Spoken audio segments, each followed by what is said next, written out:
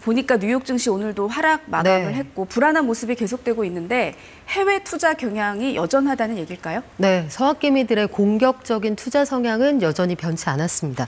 간밤에도 말씀하신 것처럼 3대 지수가 2% 전후 하락을 했는데 특히 서학개미들이 가장 사랑하는 선호주가 가장 많이 빠진 것으로 지금 나타나거든요.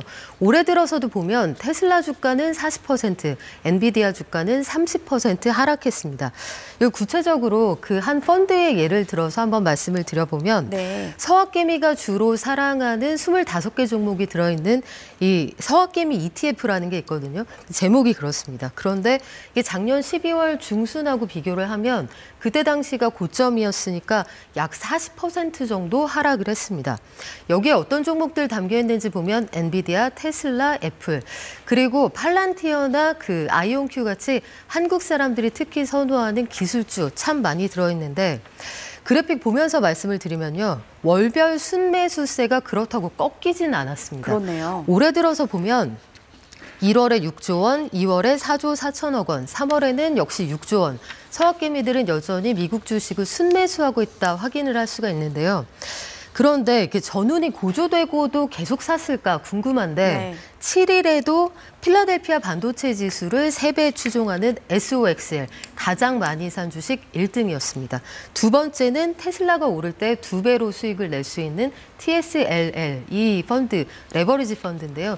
두 번째로 많이 구입을 했는데 그러면 그날만 그랬느냐? 일주일 동안으로 좀 시야를 넓혀보면 최근 일주일 동안 산 것도 반도체 3배를 추종하는 SOXL. 그 두 번째도 나스닥 100 지수를 3배군요. 3배 추종하는 TQQQ를 가장 많이 샀습니다. 그런데 이들 추종하는 지수가 최근 들어서 많이 빠질 수밖에 없는 상황이잖아요. 관세 전쟁 뒤에 급락을 해서 필라델피아 반도체 지수는 최근에만 16% 급락을 했습니다. 나스닥 100 지수 역시 10% 하락을 했으니까 이럼에도 불구하고 사는 건 미국장에 대한 그 굳은 믿음이 아직까지 남아있다는 건데 이런 장에서는 단기간에 폭락하면은 반등이 오기는 옵니다. 다만 단기간에 트레이딩하는 데 익숙하신 분들, 경험자들은 괜찮을지 모르겠지만 7일만 해도 장중에 그 트럼프 대통령이 상호 관세 부과 시점을 석 달 뒤로 미룬다는 오보가 한번 시장을 흔든 적이 있거든요. 맞습니다. 그 속보만으로도 지수가 6% 왔다 갔다 했으니까 단기 변동성이 상당히 커질 수 있다. 이 부분은 주의하셔야 될 것 같습니다. 그렇군요.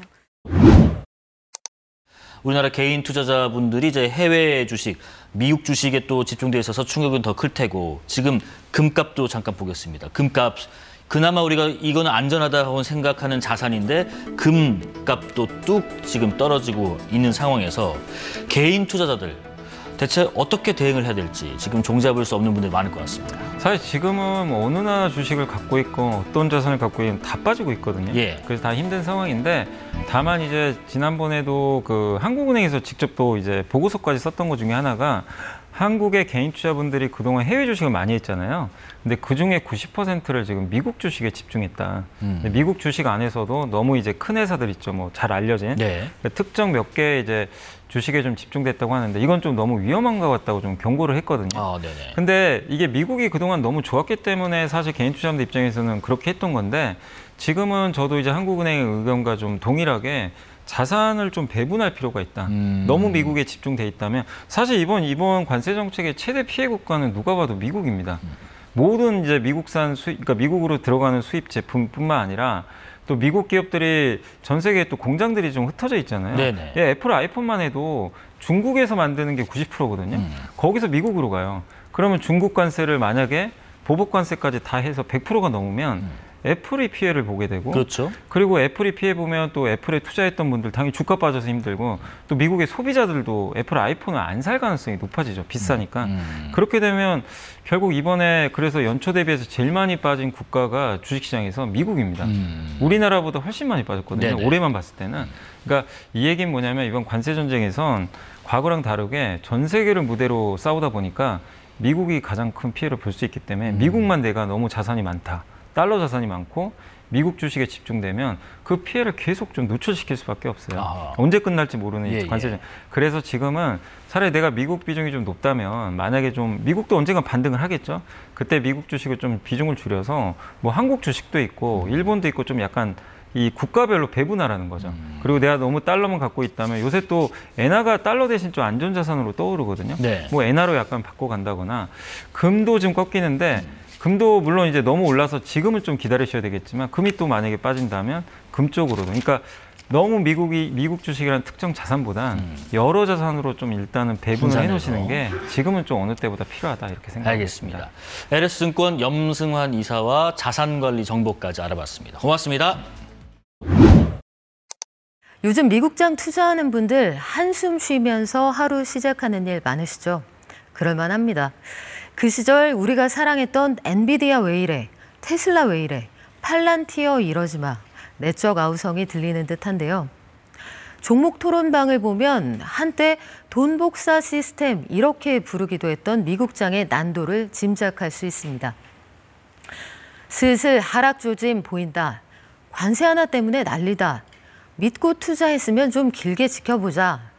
투자자들의 고민이 엿보이는 글이 많습니다. 이런 상황 속에 한국은행이 서학개미의 위험 관리를 당부하고 나섰는데요. 한국은행 국제국, 서학개미 이제는 분산 투자가 필요할 때라는 글을 통해서 미국 대형 기술주와 레버리지 ETF 등 일부 종목 편중을 줄여야 한다고 경고했습니다. 코로나 이후에 8배 가까이 늘어난 해외 주식 투자가 환율 상승을 부추긴다는 고민도 담겨 있는 걸로 보이는데요. 옥석 가리기와 분할 매수, 또 분산 투자, 투자 원칙 돌아보라는 훈수로 읽겠습니다. 지금까지 이슈머니 박연미였습니다. 그러니까 미국의 한 자산운용사가 이런 보고서를 내놨습니다. 오징어 게임 주식시장. 한국 사람들이 지금 미국에 와서 주식 투자를 미국장을 한국장처럼 만들어버리고 있다. 이런 좀 씁쓸한 보고서를 냈더라고요. 네, 이 오징어 게임이라는 보고서인데요. 근데 이 뼈를 때립니다. 그렇죠. 그러니까 이제 오징어 게임의 4가지 특성. 평범한 한국 사람이 빠르게 부자가 되기 위해 큰 위험을 감수하고 기괴한 사건을 겪은 후 대부분의 플레이어는 사망한다. 이거 영화 얘기와 빗대서 금융시장의 이제 흐름을. 미국 주식시장에 한국의 개인 투자자가 대거 등장하고 빠르게 부자가 되기 위해 큰 위험을 감수하고 기괴한 주식들만 사고 끝은 아직 모른다라는 그런 굉장히 시니컬한 보고서가 나왔고요. 근데 이제 그 뒤에 마지막 페이지에 네. 저는 이거 보고서 정말 놀랐는데 네. 이 사람들이 공부를 엄청 했더라고요. 그래서 한국 사람이 사면 곧 고점이다라는 표를 만들었는데 2008년 3월 베어스턴스, 2008년 9월 리만 브라더스, 2020년 유가 마이너스 때 파생상품, 유가 파생상품 투자, 니콜라 사기 혐의 터지기 전에 니콜라 대거 투자, 그 수소차, 예, 그리고 실리콘밸리 은행 파산 직전 대규모 매수. 이 과학입니까? 아니 이제 이 사람이 의도적으로 자신의 데이터를 증명하기 위해서 글을 이제 재밌게 풀기 위해 이제 읽는 우리 입장에서는 속이 쓰리지만 이제 그렇게 그 사례만 극단적 사례만 골랐다라고 볼 수는 있죠.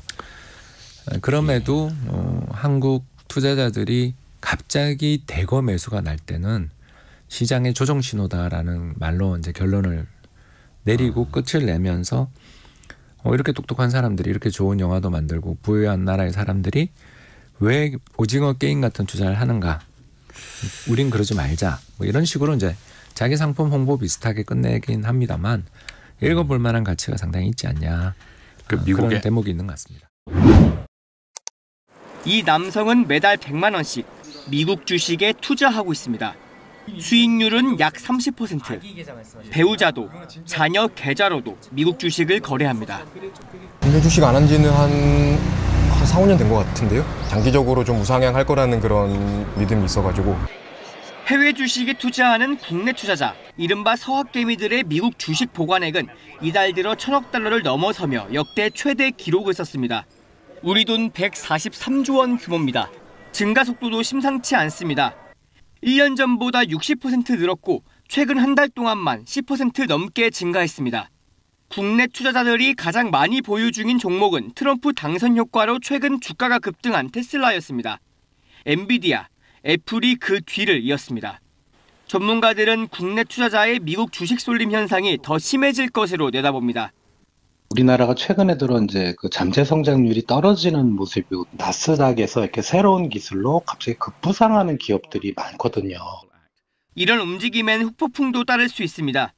미국 주식에 투자하기 위해 달러를 사들이려는 사람들이 늘어나면 달러 몸값은 올라가고 원화 가치는 더 떨어지게 됩니다. 그러면 국내 증시에서 외국인이 또 빠져나가는 악순환이 나타납니다. 우리 기업들 돈줄이 마를 거라는 우려도 나옵니다. 국내에서 주식 투자가 줄어들고 코리아 디스카운트가 발생하면서 이제 돈이 다시 빠져나가는 이런 현상도 이제 나타날 수가 있는 거죠. 서학개미의 증가는 올라간 투자자들 눈높이를 보여줍니다. 우리 기업들은 투자 가치를 스스로 올려야 하고 정부는 주주들이 믿고 투자할 수 있도록 자본시장의 질서를 갖춰야 한다는 숙제를 안게 됐습니다. KBS 뉴스 황형규입니다.